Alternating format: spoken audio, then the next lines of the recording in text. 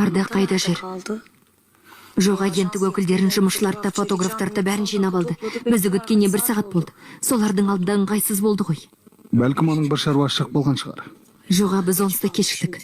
Оның үстіне бұл шаруа суретке түсумен аяқталмайды. Фотосуретті басып шығаруға жібереді. Дизайнерлер біраз өзгеріс енгізеді, жиналыс жасайды.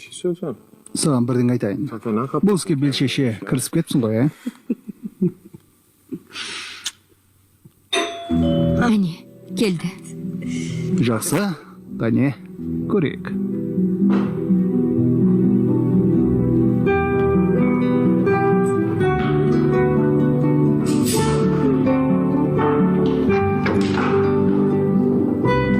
Арда, қайда жүрсің? Адамдар күтіп қалды ғой.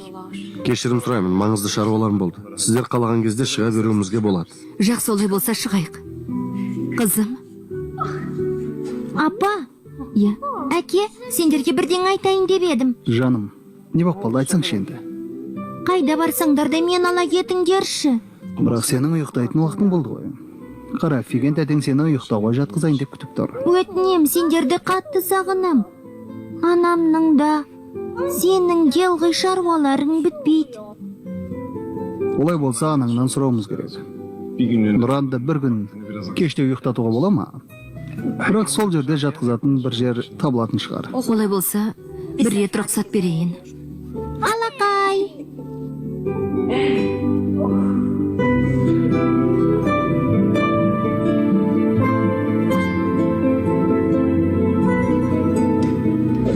Қане, барайық. Күртешемізді киейік, дала суық. Қызым, өзіңді көп қинай берме. Зорық бет. Жақсы, әке. Қане, кеттік.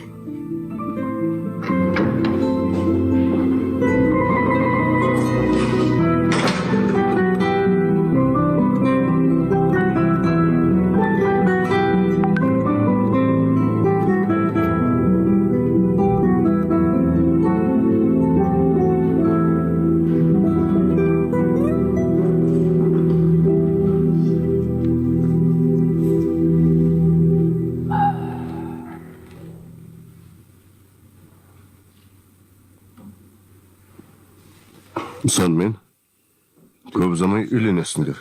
Тойға дайындық қалай жүріп жатыр? Мен бөлмеме кеттім. Ал тойға әзірлік барысы жайлы. Асыммен сөйлесе бер. Иә.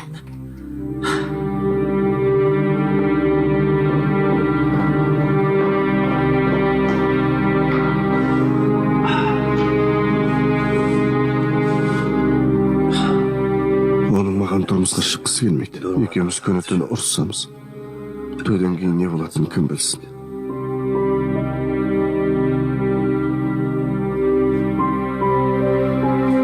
Бір апат орын алатын сияқты болады да тұрады.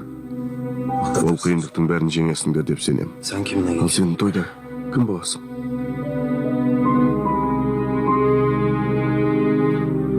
Менде бөлмеме барайын. Бәлкім Фиген ханым екеуіңнің айтатын әңгімелерің бар шығар. Қайырлы түн. Қайырлы түн.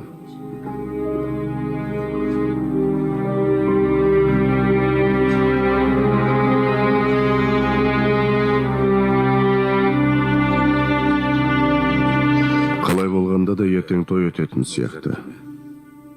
Ертең менімен бірге еріп бара аласыз ба? Зайыбым ретінде баруға қалай қарайсыз? Яғни қасымда жүре аласыз ба дегенім ғой. Мен сіздің жаныңызда жүруге лайық емеспін. Түсінбедім. Мен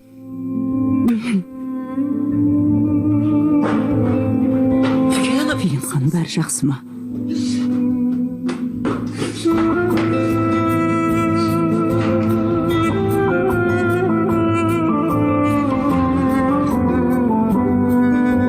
Сіз бара беріңіз, Әдила ханым. Жақсы.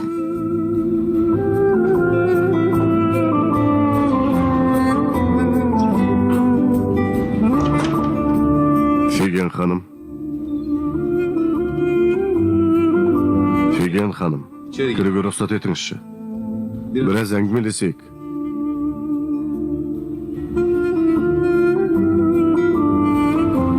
Фиген ханым, мен ішке кірем.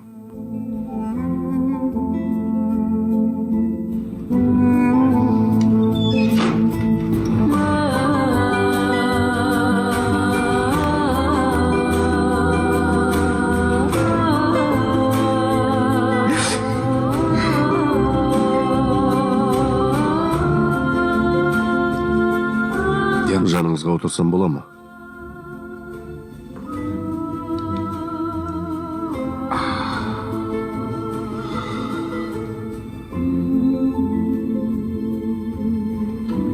Фиген ханым, өтінемін, маған не болғанын айтып беріңізші.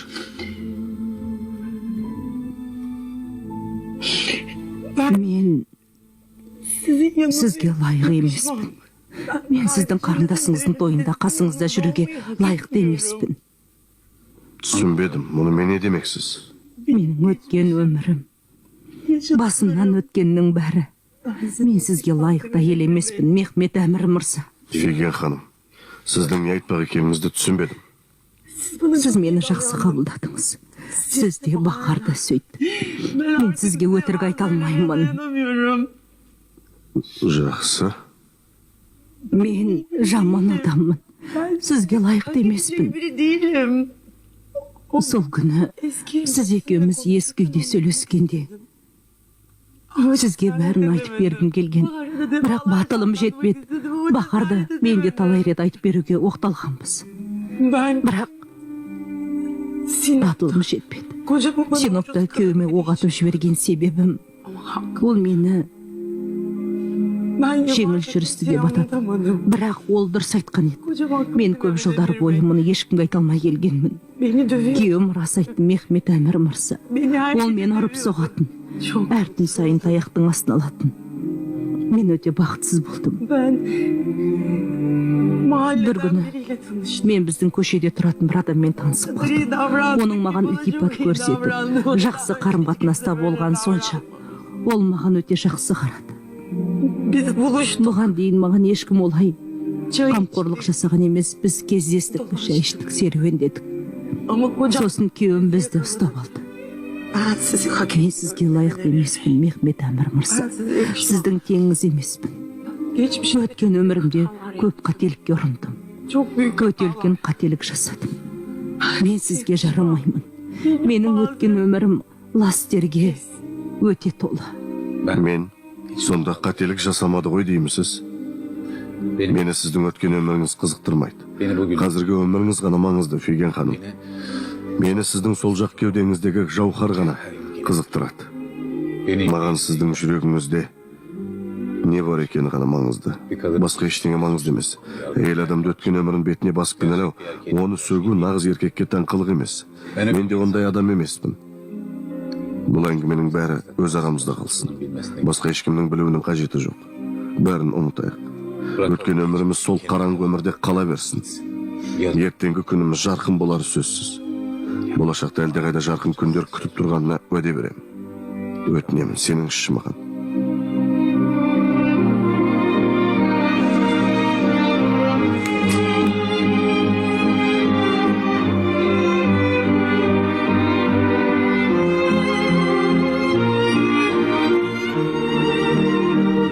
Өтінем. Сеніңізші маған. Ертеңгі күніміз жарқын болар сөзсіз. Benimle gelir misiniz? Күлия ханымның тойына менімен бірге барасыз ба? Сол жерде менің серігім боласыз ба?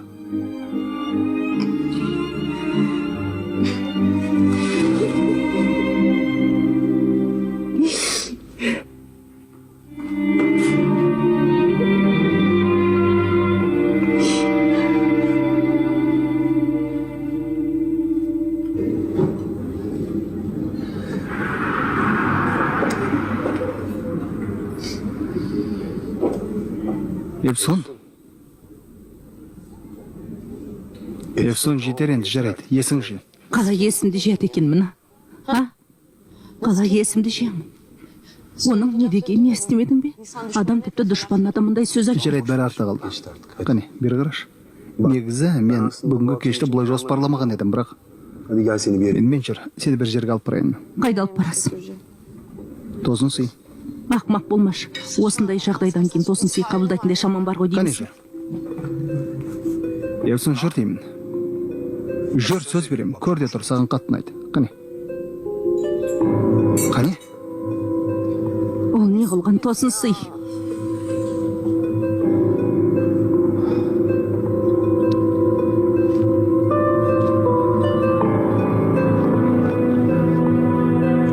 Бәрі дайын ғой, солай ма? еш қиындық туындаған жоқ.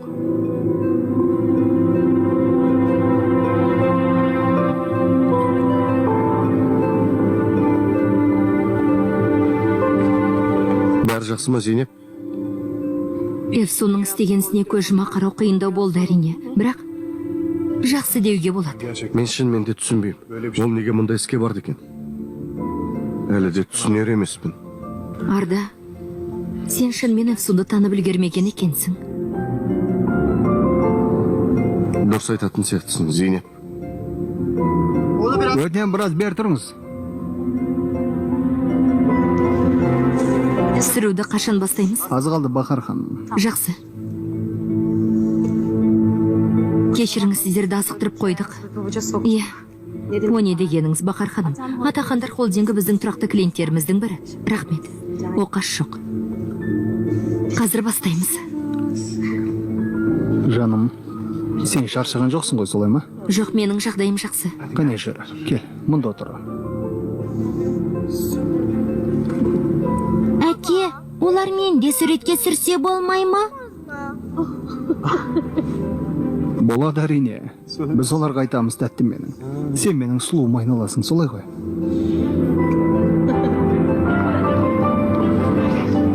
Нұранжан, жанымна түсірілім адамды толықтат, солай ғой. Шіркін, менің екінші анамды осында болса ғой. Бұрын сірлімге ылғи бірге барушы едіңіздер. Бірақ Эфсун болмаса да көңіл толықтатын сәт емес пе? Қараш, бәрі жақсы өтіп жатыр. Зейнеп, Эфсун екеуің ренжісіп қалғансыңдар ма? Орай келгенде бәрін айтып берем, Бахар. Жақсы, бастаймыз. Бұл Зейнепке бірдеңе болған сияқты. Ант етей, маған да солай көрінді.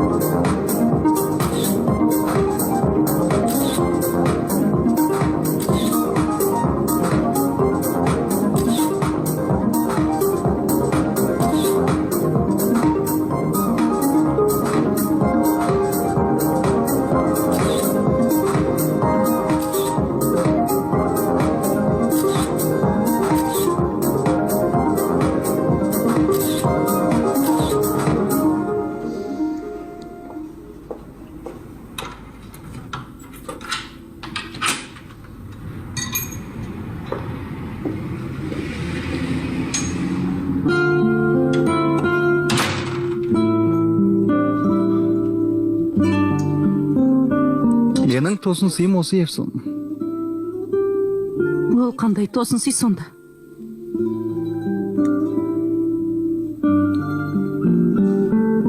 Өтінем, ханым.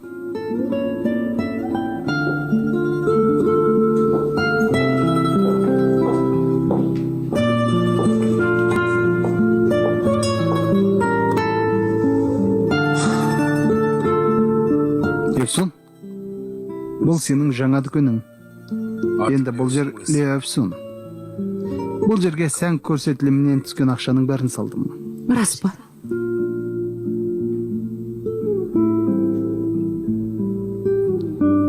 Сен қуанышты емессің бе?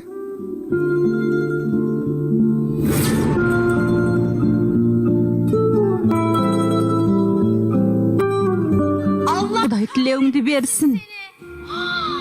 Бұл не? Мен есеңгіреп қалдым ғой. Өліп қалуға шақ қалдым. Бұл рас па? Бұл расымен Эфсун ба?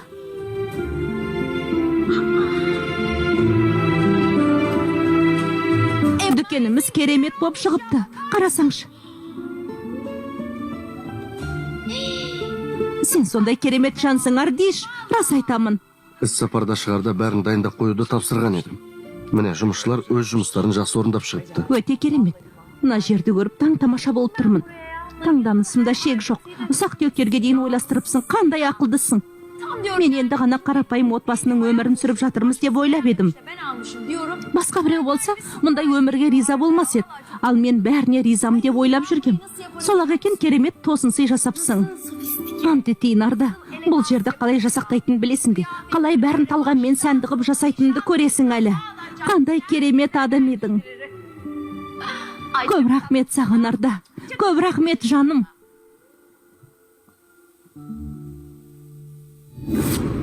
Евсун. Мен бірдеңе дұрыс демедім бе? Арда, есіме түсіп кетті. Ал сен оны қашан ұмытып едің? Бір кездері ол да маған осындай тосын сый жасаған. Дәл осылай. Тіпті ең алғашқы Левсонда дәл осылай ашқанбыз. Евсон, үнемі бұлай жылай бергенің болмайды. Екеуміз келістік емес пе? Екеуміз бірге жұмыс істеп, ақша тапақ болғанбыз. Сен шынымен де бәрін қайтадан өзіңнің кім екенін дәлелдемек болғансың. Ал, міне ал, саған мүмкіндік берілді.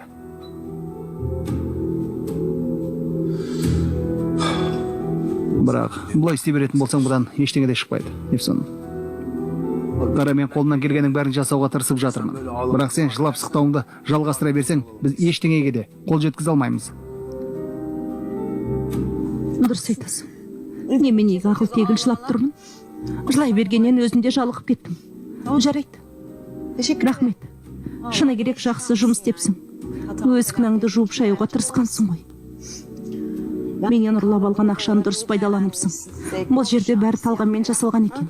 Қара түс, ағылшын декорациясы, бәрі дем. Олай болса бұлай тұра беруге болмайды, қане. Алла бос қарап тұрған адам жақсы көрмейді. Қанеке, жұмыс істейік, қане. Міне, дұрыс болды. Бұлай болмайды. Қара, клиенттің басы айналатын болды. Сен оған бәрін дайын күйінде ұсынуың керек.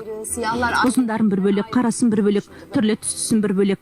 Қазір солай істейміз.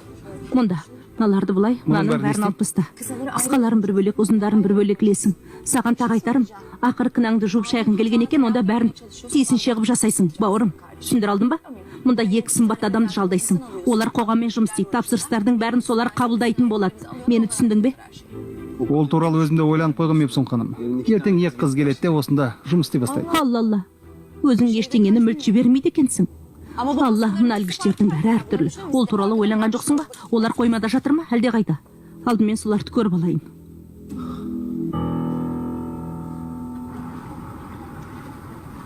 Арчақтағы жарықты түзеші. Достар, біздің 2 минутымыз бар. Сен мен жұмыс істегенді сондай сағынып қалыппын. Анталияда өте көңілді болып еді ғой. Яғни сен болмағанда Евсун сауда белгісін алып келе алмас еді. Бұл мүмкін емес еді. Ол тек сайрауды ғана біледі. Білесің бе, егер оның анам екеумізге не істеген білсең, аң-таң болар едің. Дегенмен оның не істегені сағанда басқаларға да аян ғой. Сен де сондықтан онымен жылдар бойы араласқан жоқсың. Дегенмен ешкім әпкесін таңдай алмайды әрине. Біз неге Евсунды сөз етіп тұрмыз? Қане өз шаруамызбен айналысайық. Қараш, бәрі тамаша шыққан сияқты. Дұрыс айтасың. Яғни бізге Евсун жайлы айтудың не керек бар? Оның үстіне Қараш тіпті Арданың да ол туралы ештеңе білгісі келмейді. Арда, Зейнеп екеуіңнің араларында бірдеңе бар ма? Жоқ, оны қайдан шығардың?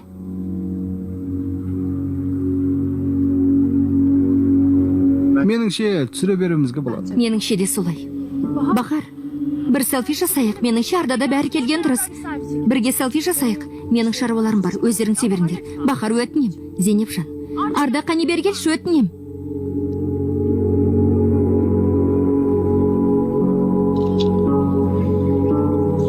Зейнептің мына қылықтары маған отырған жоқ. Ал маған Арданың қылықтары.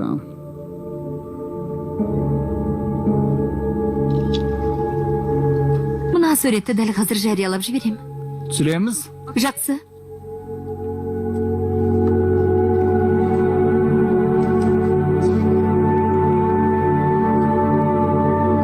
Телефонды алуға бола ма? Дәл қазір Евсунға хабарласайын. Ал әрине. Рахмет.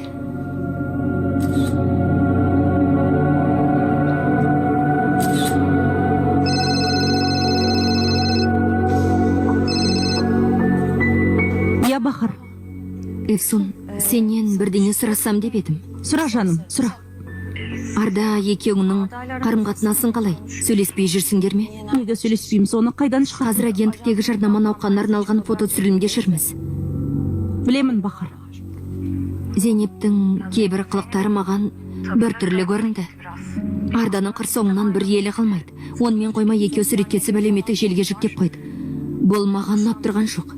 Мән берме оларға, Бақар, мән берме. Алла жазасын берсін.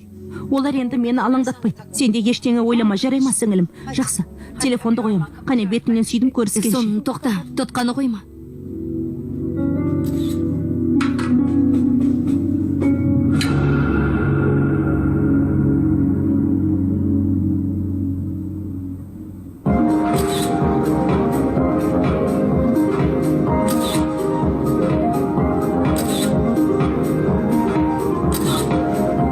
Жақсы достар, осы жеткілікті. Бәріңізге үлкен рахмет. Керемет. Суретке қалай түстім Арда? Өте сұлусың. Нұран, кел, кетпей тұрып сенмен суретке түсіп алайық. Сосын бірден ғаламторға саламын. Сөйтіп Нұранның арқасында 10 мың лөпіл жинаймын. Я, кеш боп кетті, қане тарайық. Арда, сен мені жеткізіп саласың ғой, я? Арда Нұранды жеке жайға алып барады, өйткені мен де Сұлтан тәтеге соға кетейін дегем. Сені біз жеткізіп саламыз. Арда да жеткізіп салалар еді ғой, Зейнепжан. Жарай, жақсы, қалауың білсін. Балапаным менің, сұлу қызым, үйде кездесерміз. Қане, кеттік, Нұран. Қане, бәріне қайырлы түн де. Қайырлы түн. Көріскенше кішкентайым, қайырлы түн. Олай болса, мен тездетіп киімді ауыстырып келейін.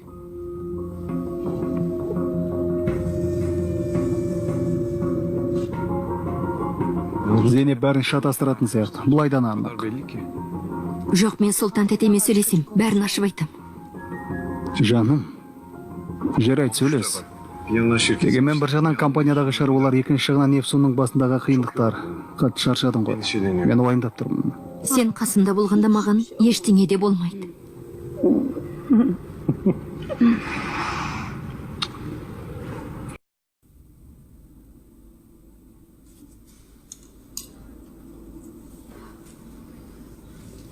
Сонда екеуі қаншалықты жақын болды екен? Әлгі оңбаған Зейнеп пен Ардан айтам. Олар тіпті Бақардың да назарын аудартыпты. Екеуі неғып ашық жарқын араласа қалған, тіпті бірге фотоға түсіпті. Сен мұндай нәрселерге бас қатырмаймын деп едің ғой. Ол менің күйеуім ғой. Бас қатырмаған не, салла Алла. Мен түсінбедім. Қазір болып жатқан жағдайларды қалай елдің бәрі қалыпты құбылыстай қабылдайды. Ол менің күйеуім деймін саған. Егер сен менің орнымда болсаң, ара-тұра мұны ойламас па едің? Олар ақымақтық жасап жүр. Есім аусатын шығар. Мен күйеуім түсемін ғой. Адам қалай біреу түсе тұра сүймейтін сыңай танытады екен. Оның үстіне одан бері көп уақыт өткен жоқ қой. Бір аптада өтпеді. Бәрі астан кестен болып кетті. Тіпті ол мені сүймесе де, мен оны сүйемін. Оркон, маған телефонын берші. Телефон не істемексің? Зейнеп әлеуметтік желіге суретін жариялап, соларды көрем. Оларды көріп қайтесің, қарамай қой. Менің орнында сен болсаң, саған қызық болмас па еді? Олардың қандай сурет шығарып қойғандарын көргің келмес пе еді? Маған былай қарама. Саған қызық болар еді ғой, әрине қызық болады. Онда қызық. Сонда олар не істеді екен дер едім. Тағы қандай пасық әрекетке бара алатындарын көргім келеді. Өз телефонымнан қарар едім, бірақ. Жарайды, жақсы, ал. Аты кім еді өзінің? Зейнеп Ердемлі.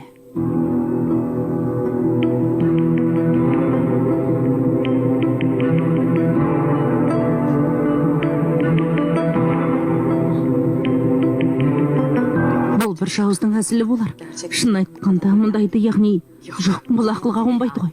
Нұранды қастарына ертіп алыпты. Мына масқараны қарашы. Сұмдық-ай. Мына қыз нағыз оңбаған адам екен, бұл қыз адам емес қой. Қара, мен оны адам деп жүрсем, қарама қарсы отырып әйел адам ретінде сөйлестім. Ал оның істегенін қарашы. Ол жігіт әлі де үйлі баранды ғой. Жандағы адам әлі де менің күйеуім. Олар бәрін енді кездесіп жүргендерін айтып хабардар етіп жатыр екен. Төменгі жаққа не жазған екен? Ертең біз Күле Атақаның тойында боламыз. Бұл не қылған түсініктеме? Бұл не қылған ақылға қонбайтын сөздер? Мұны мен көрсін деп істеп отыр, бұл анық. Олар мен сонша шақырып жатыр. Олар елдің бәріне ресми түрде кездесіп жүргендерін айтып жатыр. Біз қол ұстасып бірге жүрміз, біз ғашықтарымыз, арамызда махаббат бар демекші ғой. Жарайды, жетер, телефонымды қайтар. Айғайлап, жылап шықтай бергеннен жалықтым. Айғайлап тұрсың. Онда сен де бірдеңе істемейсің бе? Дұрыс айтасың. Осы уақытқа дейін мен сыпайылық танытып ештеңе істемеп едім. Бірақ енді адамгершілік қасиет дегенді ұмытам. Бәрі бітті, яғни бәрі бітті. Маған қарама қарсы тұрған адам өзін қалай ұстаса, мен де солай деңгейде ұстаймын. Дұрыс айтасың. Маған тағы да телефонын бере тұрасың ба? Телефон тағы не істемексің? берші енді. Ал енді менімен жүр. Сен мен барып не істеймін? Жүрсеңші енді. Бірақ маға әйел сияқты қол қусырып отыра берме деп айтқан өзің емес пе едің? Не істеп Қара, жатырсың? селфи жасаймын. Дүкен аштық емес пе? Осыны атап өтпейміз бе? Кішкене жымайсаңшы, күл деймін.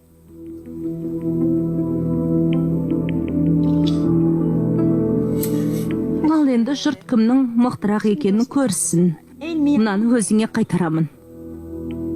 Міне, ал. Рахмет.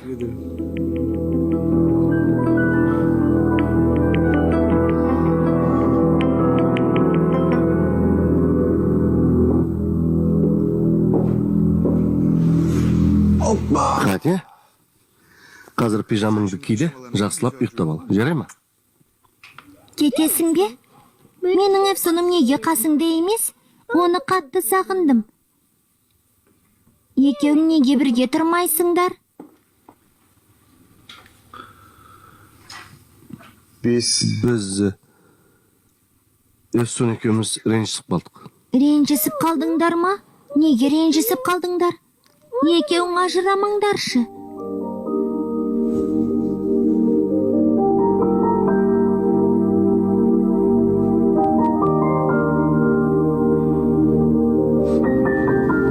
Ол саған не істеді? Сен алдымен түс, Нұран. Бой жеткен соң саған бәрін айтып берем. Мен бәрін түсіндім. Нені? Сен анаммен қош айтысып, Зейнепке үйленесің ғой, я? Ол қайдан шықты? Мен бәрін көрдім. Ол сенен бір көз алмады. Тек сенмен қана сөйлесті. Татулассаңдар шенді. Өтінемін.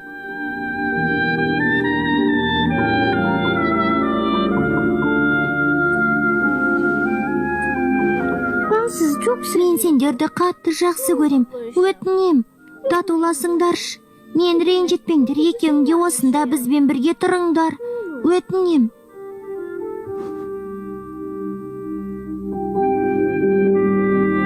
Өтінем.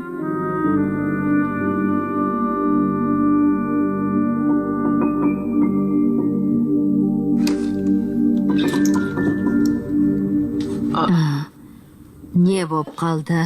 Қош келдіңдер. Кіріңдер.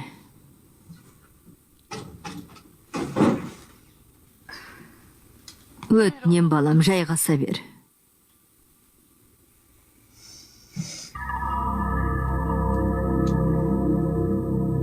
Тәте, менің сенмен сөйлескім келген. Қаласаңдар, мен ішке кіре берейін, бәлкім сендерге солай сөйлескенің қайлы шығар.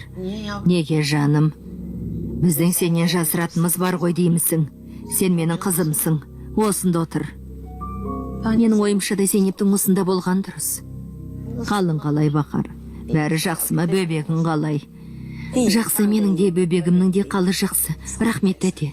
Аллаға шүкір, Аллаға мыңда бір шүкір. Сен үшін көп дұға еттім, ант етейін. Рахмет.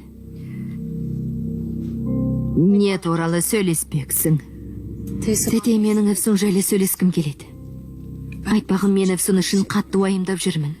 Бүгін түсірілім кезінде онымен телефон арқылы сөйлесуге мүмкіндігіміз болды. Маған оның жағдайы мәз еместей болып көрінді. Айтпағым, сен ол үшін барыда, нарда едің. Сенен айырылып қалды, күйеуінен айырылды, мүлдем жалғыз қалды. Біздің үйге де келе алмайды, өйткені жеке жайда арды тұрып жатыр. Тағайтарым менің ойымша, яғни олардың ренжісіп қалғанына көп болған жоқ қой. Сондықтан Арданы Зейнептен қызғанып қалу мүмкін сияқты көрінді. Яғни оны дұрыс емес деп айтуға болмайды әрине. Оны дұрыс деген нес, Бақар? Эфсонға боламаған сонша жала жаба алмайсың. Зейнеп, сен байқап сөйле. Мен жала жауып тұрған жоқпын. Бар болғаны бүгін көрген нәрсемен бөліскім келді. Және қандай сезімде қалғанымды айтайын дегенмін. Оның бәрін Эфсон әдейі істеген. Бәрі соның тұсағы. Қызғанған нес? Арда менің ағам сияқты. Зейнеп жан, кешір, бірақ мен ең алдымен өз әпкемнің жайын ойлап, соны қорғауым керек. Қай әпкеңнің? Қайдағы әпке, Бақар? Сен әпкем деп атап отырған Эфсон бүгін мені таяқтап ұрғызды. Қара. Қара, мынаған қара, қара. Арқамды көрсең тіпті де шошып кетер едің. Ол Эвсон келді, баса көктеп кірді. Қызымды соққыға жықты. Менің баламды ұрып тастады. Бахар, ол қызды қалай әлі күнге дейін әпкем деп атайсың? Он несіне қорғап жүрсің? Жылдар бойы сені пайдаланды емес пе? Мені де пайдаланды. Бер қара, Бахар. Сен ақылға кел. Сен қашаннан бері сонымен немен жарқын араласып жүрмексің, Бахар. Сенің ойыңша бұл хикаядағы жаман адам кім? Сұлтан ханым, не айтқыңыз келсе де ашық айтыңыз.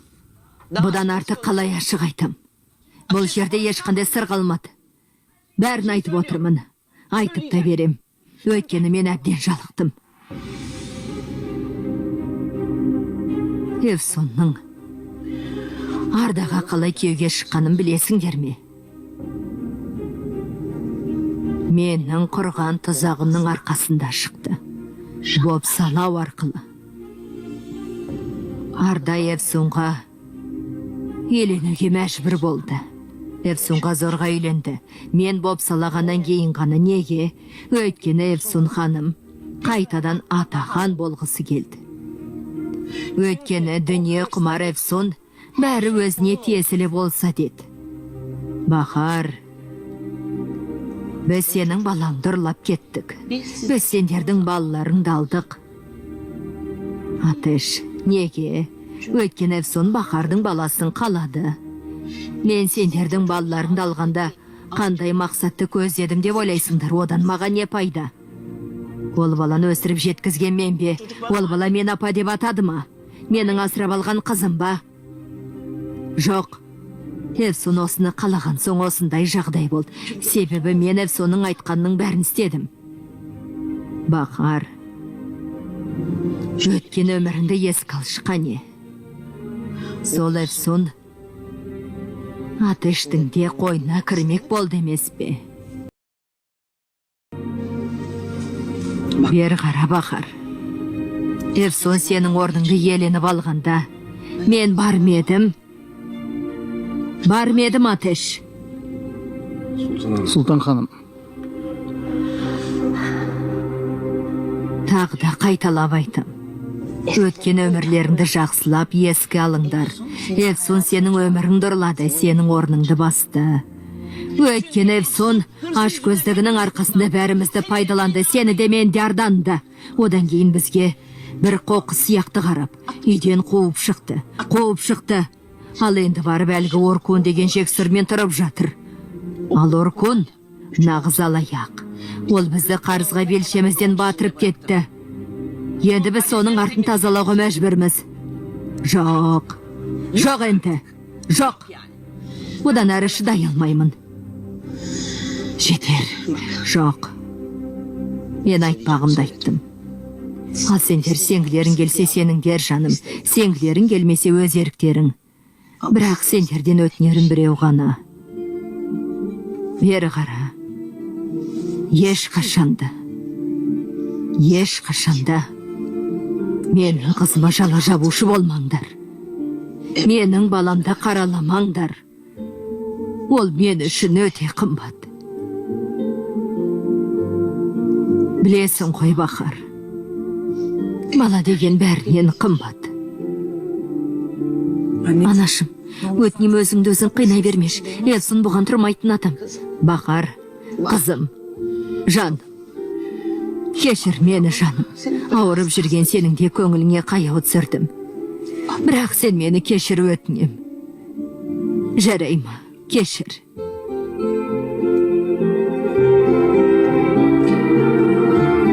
Кетеміз бе?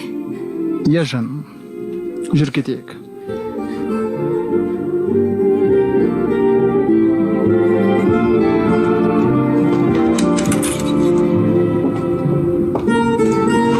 Анашым, сен Бахардың сөзіне сенген жоқсың ғой, солай ма?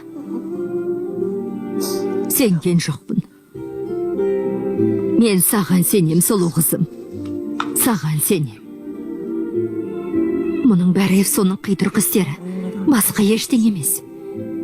Білем. Енді білем. Енді Сұлтан тәтеңде жоқ. Сен бұл өмірде мүлдем жалғыз қалдың, Эфсун.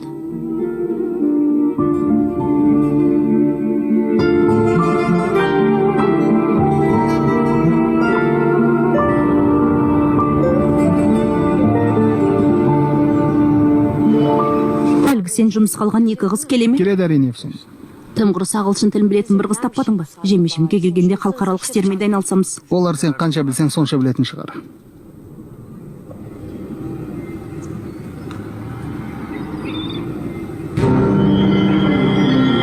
Мынасы не стағы? Бұл не нәрсе? Жарайды, бәрін төндіре бермеші, жөнімізбен жүрейік. Төндіре берме деген не? Немене, үйге жұмысқа апаратын жолдан Налбастың күнде көріп жүруім керек пе? Сонда мен мына албастай сұр жыланды көріп жүруге мәжбүрмін бе? Керек жоқ. Сонда осының қисық аузын көріп Естіп жүруім жатырсың. керек пе екен? Жібер. Міне саған. Өзің есің ауысқан ба? Есім ауысқан. Не істеп жатсың, қарындасым? Міне саған, міне.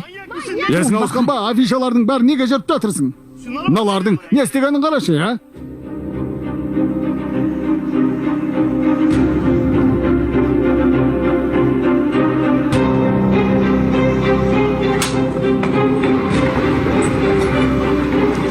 Қайырлы таң, қайырлы таң. Қайырлы таң. Тағы да таң атпастан мына ақымақ қылығыңнан бастадың ба? Қайтем енді, мен сондаймын. Алла. Кел отыр, кел. Кел. Қыздар, Эфсунға кофе дайындап беріңдерші. Біраз журнал ақтара тұрайын. Көңілім көтерілсін. Біраз серігіп қалайын. Мен Арда туралы айтып отырмын. Бірақ шын мәнінде бүкіл әлемнің жаңалықтары бар. Қара, бәрі бір жерде бірін-бірі. Бисмиллахиррахманиррахим. Тағда не болды, Эфсун? Бұл өмір мені мазаққа айналдырып кетті. Ант етейін. Өйткені енді мұндай мүмкін емес. Түсінесің бе? Бұл мүмкін емес. Немене, бүкіл жерден осы аузы қисық Зейнепті көруге міндеттім бе? Бүкіл жерден осы сұр жыланды көруге мәжбүр болам ба? Қазір мынаны сындырып тастаймын, көзін құрта саламын. Қойсаңшы. Онда тұрған не бар? Бар болған техника. Эфсун, есіңді жей. Мұны жақында ғана сатып алдым емес пе? Тағы біреуін сатып аламыз ба? Болды. Өзің қызық адам екенсің. Бар болған техника ғой. Эфсун, отыршы өтінем. Ал менің кофем қайда кетті екен, қыздар? Эфсун, негізі сенің орның жындыханада. Соны білесің бе?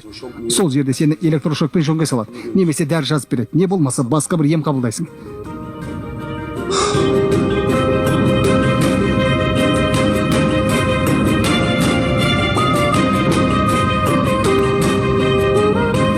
Зейнеп, сен осы жерде екеніне сенімдісің бе? Я сенімдімін, қара. Эфсун жариялаған суретте осы жер бар. Осы маңда болу керек. Маған мына телефоныңды көрсете бермеші. Қазір сындырып тастаймын.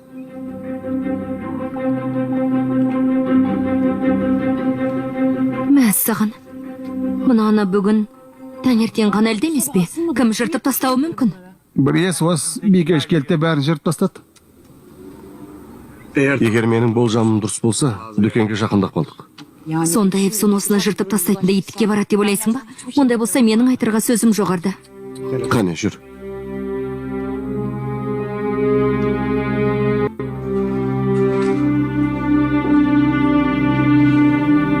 Жоқ, Оркун. Олай болмайды. Айтпағым, бұл ақылға қонбайды. Екеуміз мұнда қол қусырып отырмыз.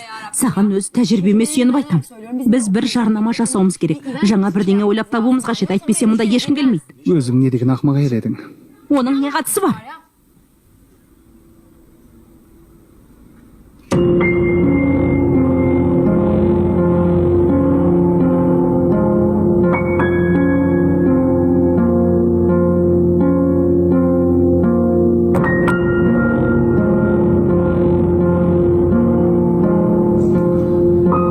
Қанеки.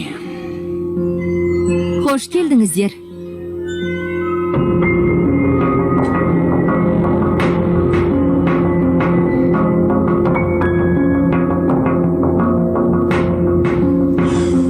Жаңа дүкен ашқансың ба? Құтты болсын деп айтуға келдік. Бәлкім бірдеңе сатып алармыз. Біз Көлия ханымның тойына барамыз. Өзіңе бір киімдер қарап көресің бе, жаным? Сәл арзандау көрінеді екен дегенмен бәлкім үлгі ретінде сен алған шығармын, қымбатты Зейнеп. Ефсон.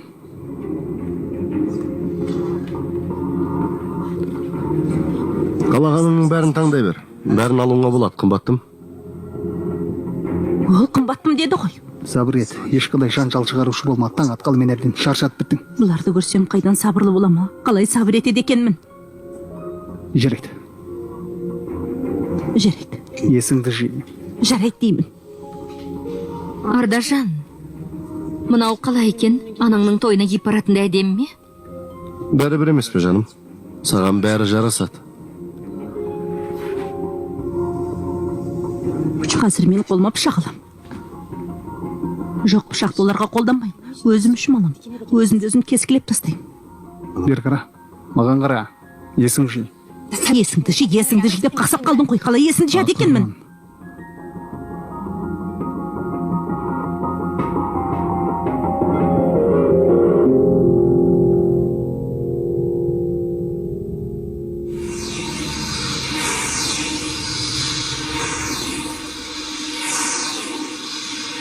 Жетер, таста, жарайды, таста.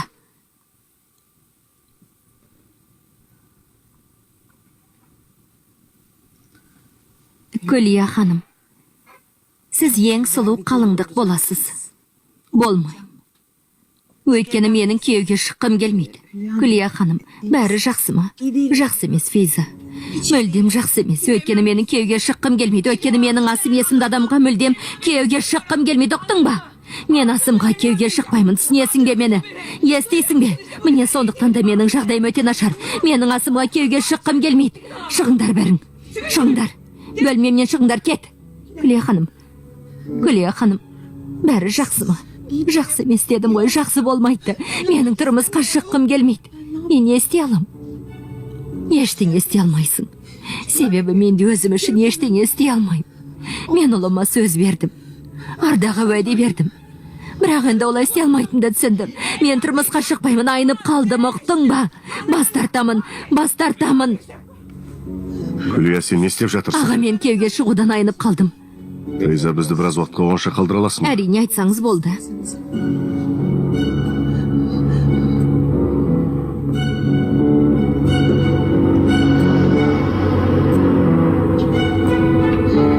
Мен күйеуге шықпаймын, тұрмысқа шықпаймын, айнып қалдым. Біраз сөйлесек қайтеді. Қане, кел, отыр.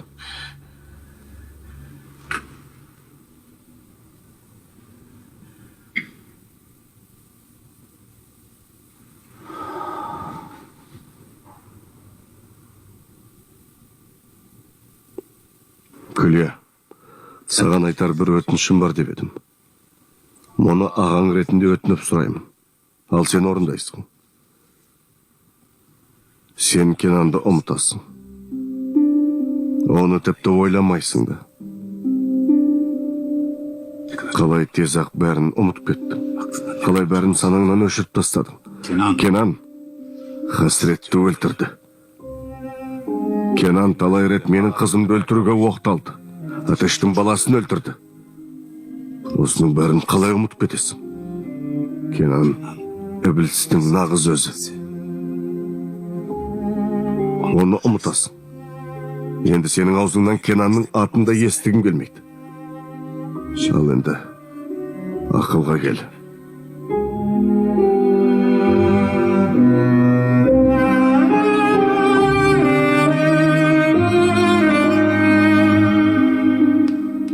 Бұл жерден сұлу қалыңдық болып шық.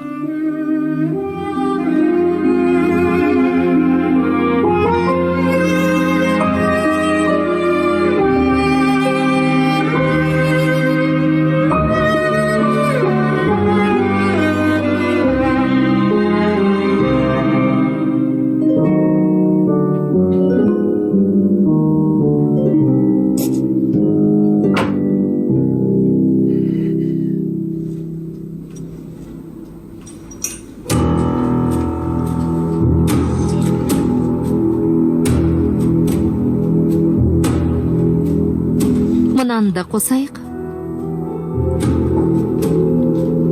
Осақ па, жаным? Осақ. Негізі бұл киімдердің көбін Әфсон біраз ақша тапсын деп сатып алдым. Қарасаңшы, дүкеннің іші бос тұр. жаным ашып кетті.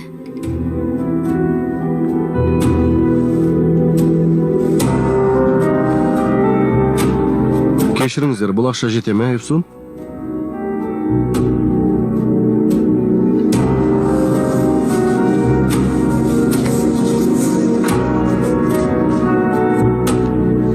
Әлде тағы берейін бе? Жаным, тезірек кетейік, әйтпесе анаң сосын бізге ашуланады, кешігіп қап жүрерміз. Дұрыс айтасың, жаным. Қане, кетейік.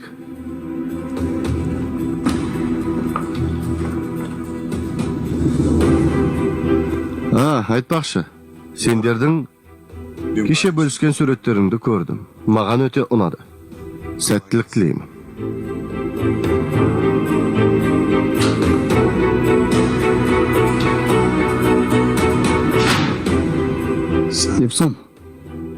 Евсун, бар жақсы ма? Жақсы. Жақсы, мен енді жыламаймын. Жетер енді. Осы түкке тұрмайтын нәрсе үшін, осы нақұрыстар үшін бұдан былай жыламаймын. Оркун, дайындал, шығайық. Біз де тойға барамыз. Қайдағы той тағы, Евсун? Күле атаханың тойы. Онда біз де барамыз.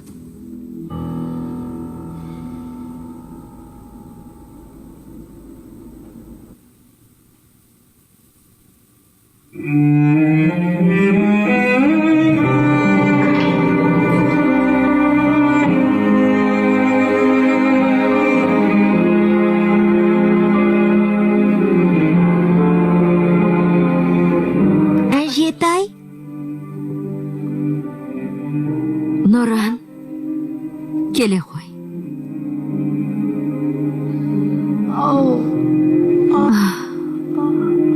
Жаным менің, жаным. Қане көрейінші сені. Сен жер бетіндегі ең сұлу қалыңды қайналыпсың ғой. әжетай, сен неге той көйлегін кимегенсің? Бәрі сені күтіп отыр. Асым күйеу жігіт те сені күтіп отыр. Жаным, сұлу қызым менің. Сен де күндердің күні бұл өмірдегі нағыз махаббатыңды жолықтырып, сол адамыңа тұрмысқа шық. Бақытты бол, Алла бағыңды ашсын. Сен де бақытты бол, әжетайым. Мен сені қатты жақсы көрем. Жаным менің, мен де сені қатты жақсы көрем.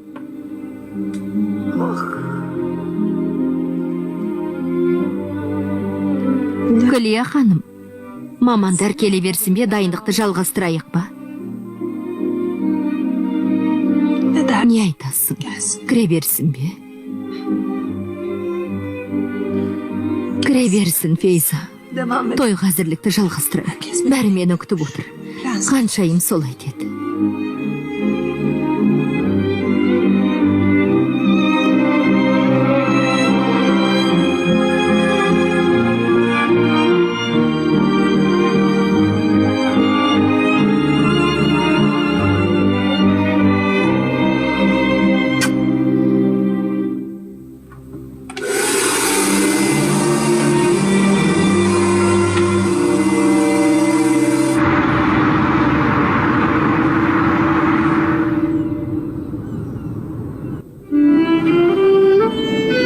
Қош келдіңіздер.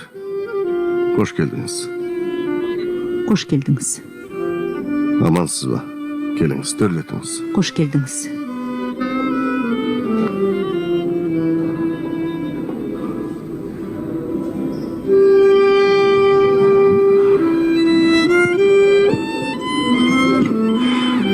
Ағатайым, анам қайда? Анаң қалыңдық бөлмесінде. Жақсы. Менен ешқандай көмек керек болмаса, өз орныма барайын. Жоқ, сендер көңіл көтере беріңдер. Қош келдің.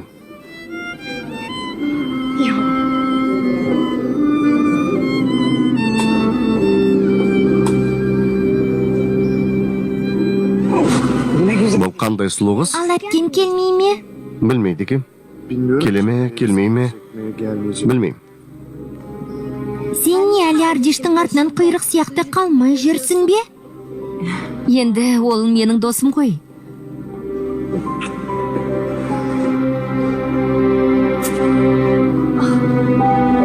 Сұлуым менің.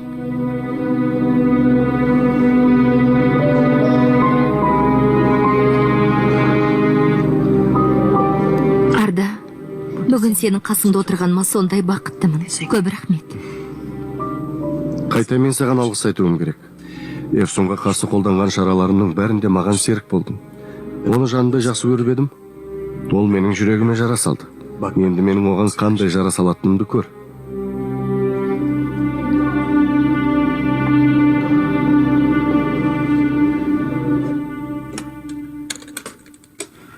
Күлия ханым, қайырлы болсын. Алла бір жастықты қартаюды жазсын. Рахмет, Вейсі. Құтты болсын. Рахмет. Қане, біз шығайық.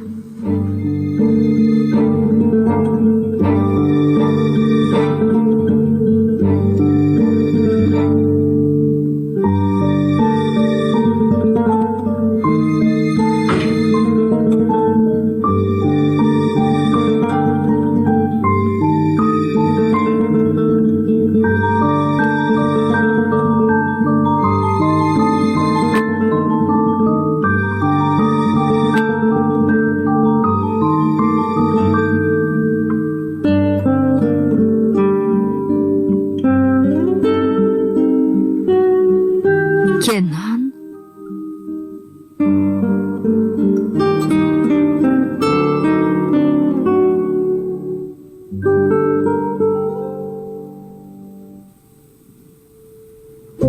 Қош келдіңіздер, өтінемін. Төрге шығыңыздар. Қош келдіңіздер. Келіңіздер. Қош келіңіздер.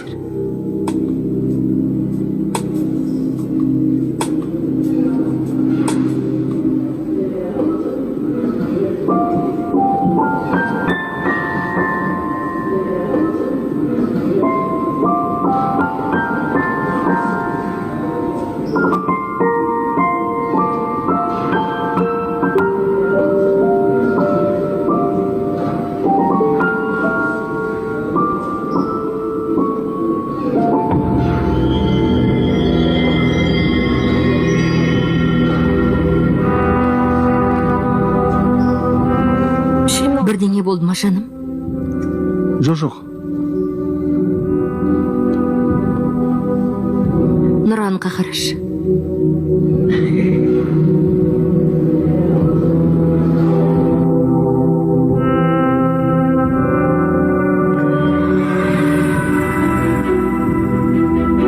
Бір кезде маған ессіз ғашық болып ем. Бірақ енді сезімді аяққа таптап кеше бардың. Бұл сатқындық. Мен мәжбүр болдым. Ардаға уәде бердім.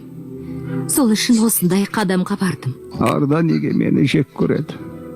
Оған әке орны әке бола алмас пен. Жалынам сенен.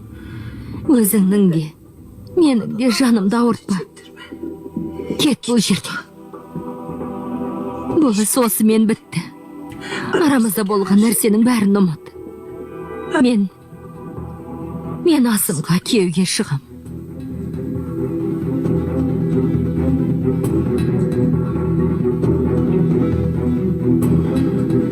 Олай болса, мұның салдарымен көндігінге тура келеді. Сен не істемексің?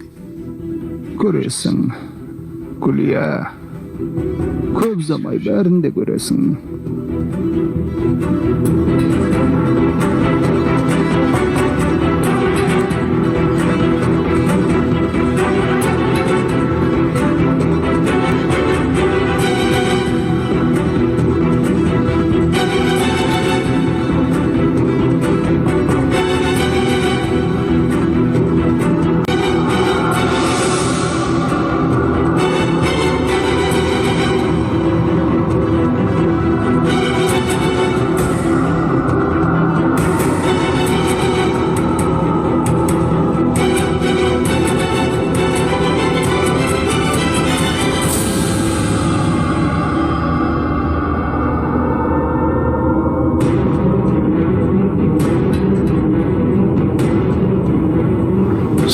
Не істеп жүрсің? Көресің, Асым мырза. Мұнда не істеп жүргенімді көресің. Сендерге бір шағын тосын сыйым бар. Біраз сабыр ет, көресің. Айтпақшы, менен Ардаға сәлем айт.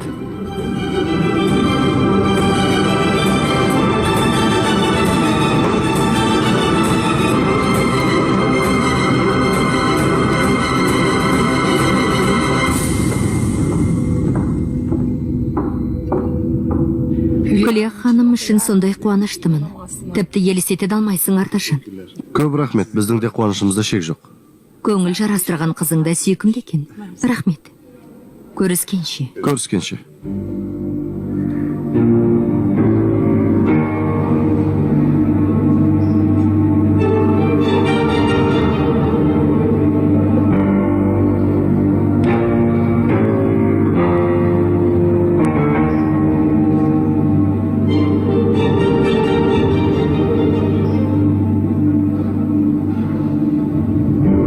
Кеше Ардан ағамдай көрем деп көлгірсіп тұр еді. Ал бүгін қалай қадала қарағанын көрдің бе? Қандай арсыз еді. Жанжал шығатын сияқты.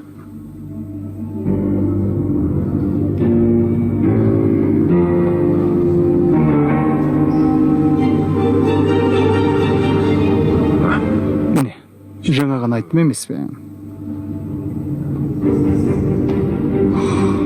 Евсун тағы не істемек? Жағдай ушығып кететін болды ғой.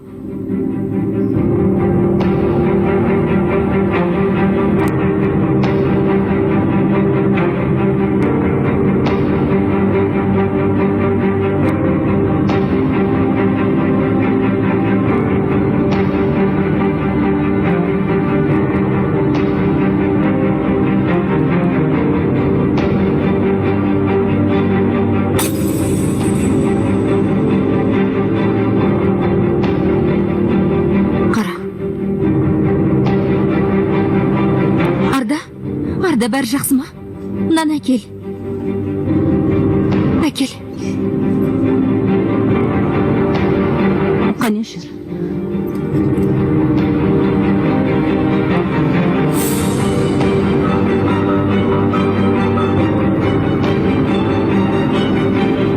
Сен ана жаққа бара бер. Мен қазір келем.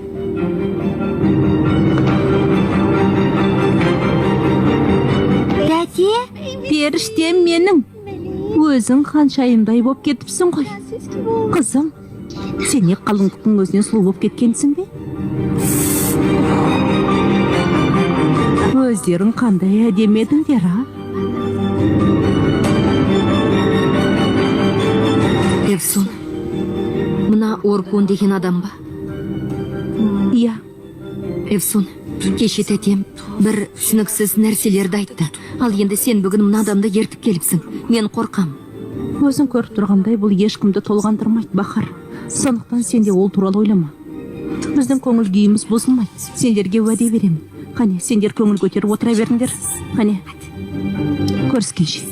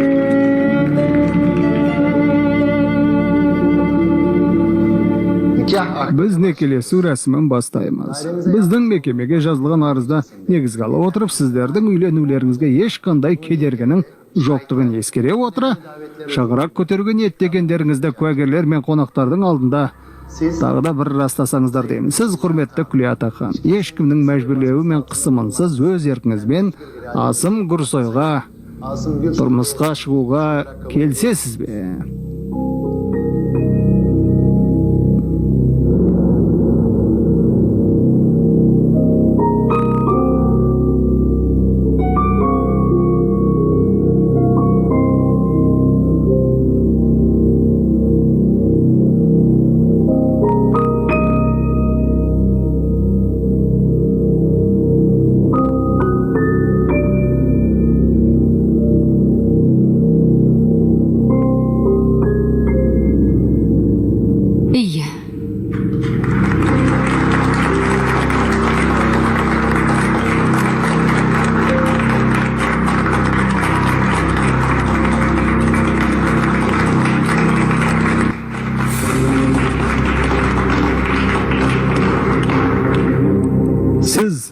Қасым құрса ешкімнің мәжбүрлеуі мен қысымынсыз өз еркімізбен Күлия атаханды әйелдікке алуға келісім бересіз бе?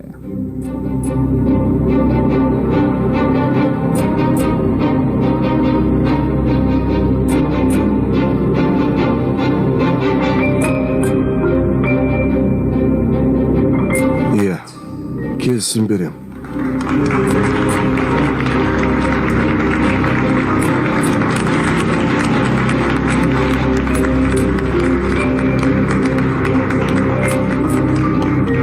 Сіздер осы некелесу рәсіміне куә боласыздар ма? Иә.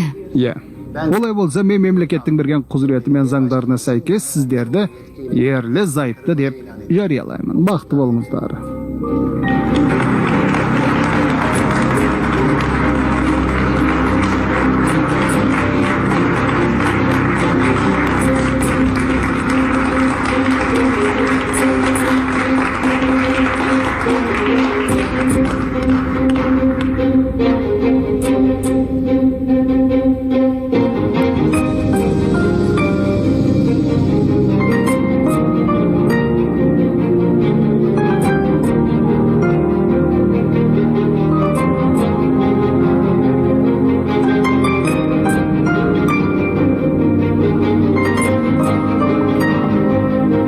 Мінекей, ханым, бақытты болыңыздар.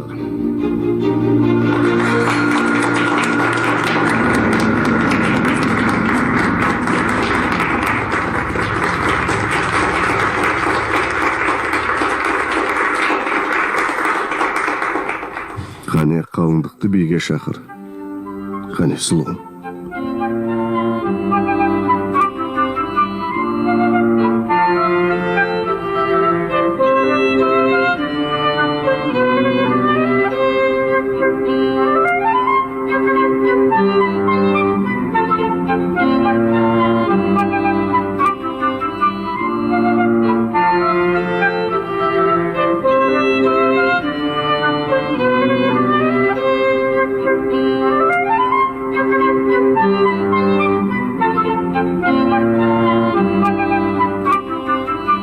Тынысым тарылып барады. Қазір келем.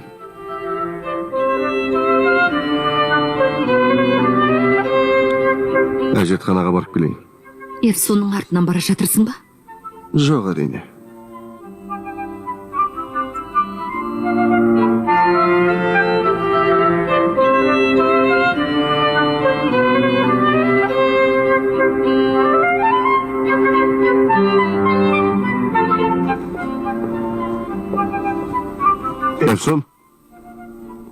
Евсон?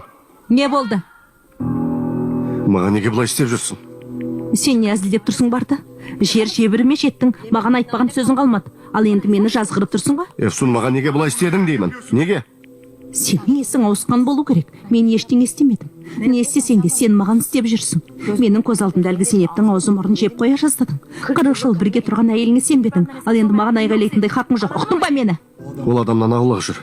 Сенің ол адаммен көңіл жарастырғаныңды қаламаймын. Ол адаммен ешқандай да көңіл жарастырып жүрген жоқпын. Мені тыңдасаң, жауабын білер едің. Бірақ бәрекелді. Бәрінің көзінше бір романдағы ашықтар сияқты ашықтан ашық әлгі қызбен қылмыңдасып жүрсің. Сондықтан маған тиым салуға хақың жоқ. Ұқтың ба? Сен мені қатты ренжіттің. Міне қаншама күннен бері күндіз күлкіден, түнде ұйқыдан айырылдым. Қаншама күннен бері жүрегім қарс айырылардай сезімдемін. Бәрі сенің кесірің. Ішімдегі саған деген сезімді өзің өшірдің. Бәрінің түбіне жеттің.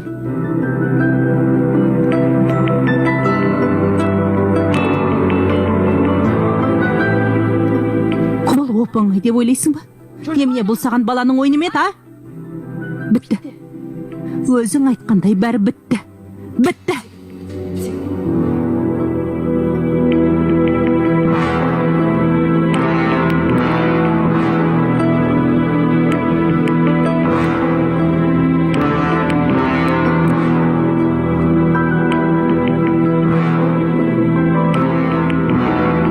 Сонымен Арда, бұл қандай сезім екен Арда жаны? Сүйген әйеліңнің басқа біреумен қол ұстасып кеткенін көру қалай екен, бұл ауыр тиеді, солай ғой? Сенің мұнда не жұмысың бар? Екеуміздің жағдайымыз бірдей Арда. Менің де сүйген әйелім басқа біреуге тұрмысқа шығып жатыр. Сенің анаңды шын сүйіп ем Арда. Анаңды бұл өмірде бәрінен артық жақсы көргем. Одан басқа ешкімді сүйет алмаймын. Бірақ менің сүйген жарым сенің кесірінен әкеңе күйеуге шығып жатыр. Оны менен тартып алдың. Сен оны менен тартып алдың. Анамнан да, менен де аулақ жүр. Естідің ме мені?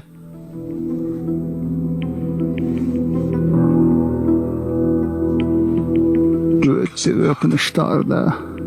Өтті өкінішті. Ұлым, егер сен мүмкіндік берсең саған жақсы әке болар ма едім? Жетер. Көзің жоғалт бұл жерден. Жоғал.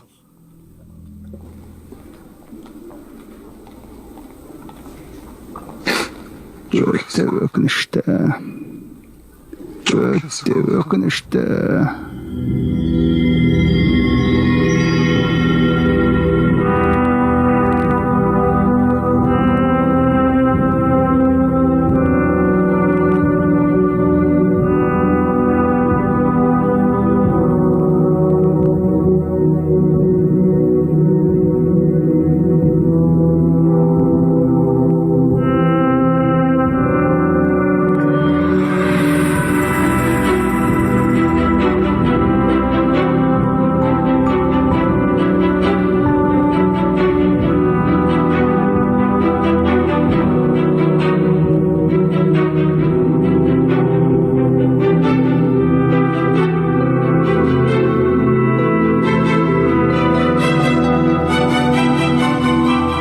Бұлай болғаны өтті өкінішті.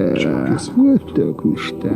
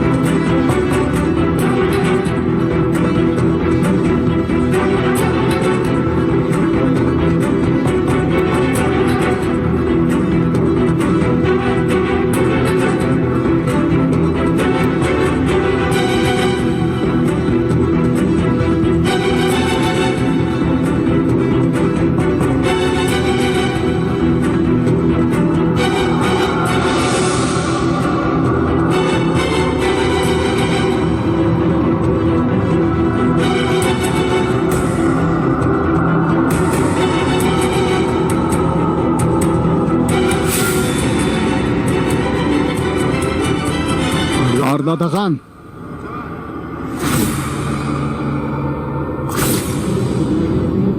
Арда!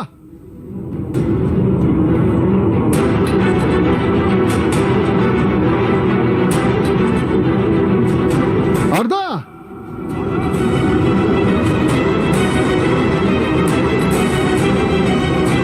Арда!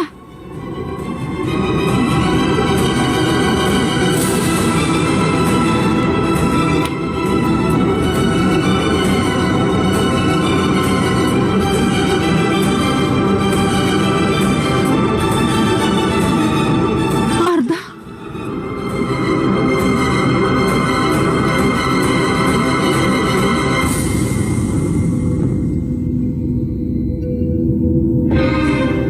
Арда!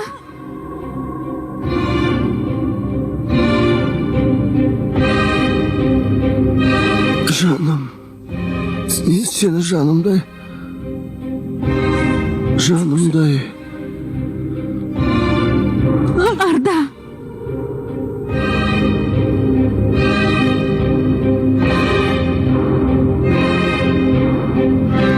Мехмет. Көмектесіңдер!